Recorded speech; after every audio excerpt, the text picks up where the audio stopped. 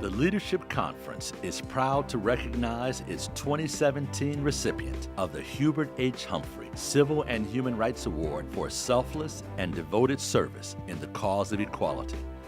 Wade Henderson's life has been intertwined with the Leadership Conference since he rode his bike to the March on Washington at the age of 15.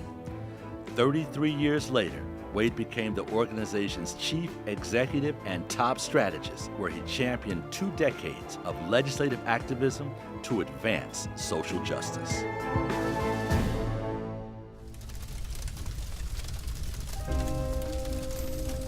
We were beginning to see what I thought at the time was an increase in sort of hate-related activity. Not only were African Americans frequently targeted, but also the LGBT community really suffered from hate crime violence as well. This is a home video of a gay bashing that happened last year. Hate crimes based on race, religion, and sexual orientation are rising. I have 2 cracked ribs and a cracked finger. We began doing some research. It was our first policy report during my tenure. And one of the recommendations in our report was that we have a White House conference on hate crimes. Despicable acts of bias and bigotry, they are crimes. Wade is focused on policy. So the goal was to get the government to pass legislation to address hate crimes in this country. It became very clear that the LGBT community would be seen as an obstacle. And we were offered on several occasions the idea of getting conservative support. You can get that, right? But you can't get a bill that will cover the LGBT community. You know, we then began to understand the intricacies of the American political system. We were seen as sort of the untouchables. You talk about trust, believe me, there were times when Wade would take me aside and say, okay, we're gonna have this group of people or this leader take the lead. I'm telling you, Elizabeth, it's strategic. From the time we wrote the report to the time the law was adopted and signed into law by President Obama, a period of about 14 years. My parents were, middle-class government workers who, wanted to provide the best for their kids. And yet, Washington was also a segregated, deeply flawed city. You couldn't look at a newspaper for a job without seeing jobs for coloreds, jobs for whites. So I was 14, and I had had a paper route and had saved up money. I was going to buy my own suit. This was a big deal. One of the salesmen came over and I picked out a suit and I asked him to go to the dressing room because I wanted to try it on. And he looked at me somewhat incredulously and with a bit of amusement. I mean, it wasn't cruel, it wasn't harsh. And said, oh, Negroes can't try on clothes at Garfinkel's, and started laughing. So I was so embarrassed by it, so devastated by it. I ran from the store.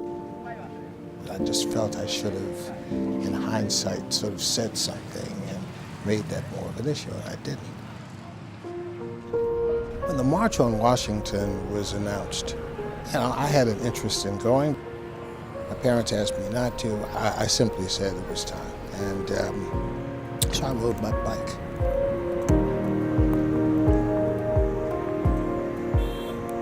I went down to the march. Yes, I did. And to this day, of course, I remain very proud of my decision and, very proud of the experience.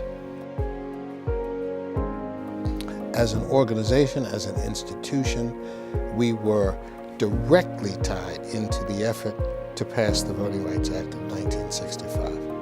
And some of the iconic photos of the March on Washington show Leadership Conference executives who were marching to secure these rights. We must never, ever forget what it took to get to this point.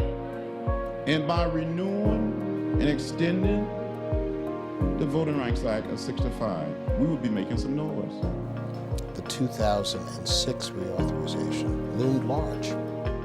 And the atmosphere at the time was somewhat hostile to voting rights. Many people felt like we didn't need a Voting Rights Act anymore, that after all these years it had done its job and it was time to move on. The leadership of a coalition built the record to show that despite the gains, there was still a vital need for the Voting Rights Act. People in power, the political decision makers, put the Pine Ridge and Rosebud Reservation into 3 legislative districts, effectively diluting the Indian vote. The renewal of the act in 2006 was approved by the Senate 98-0. That's the hallmark of Wade's effectiveness right there. My administration will vigorously enforce the provisions of this law, and we will defend it in court. I am proud that the Leadership Conference has responded to changes and expanding its membership through the work of the board in recognizing that ours is a living institution. It's not a static institution. When 9/11 occurred, the Leadership Conference Executive Committee asked me to extend an invitation of membership to the American Arab Anti-Discrimination Committee.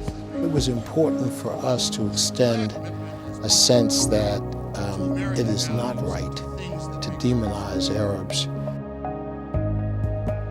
The coalition has the best instincts of what it needs to do to advance its broader goals. And I'm confident that that tradition will continue long after I'm gone.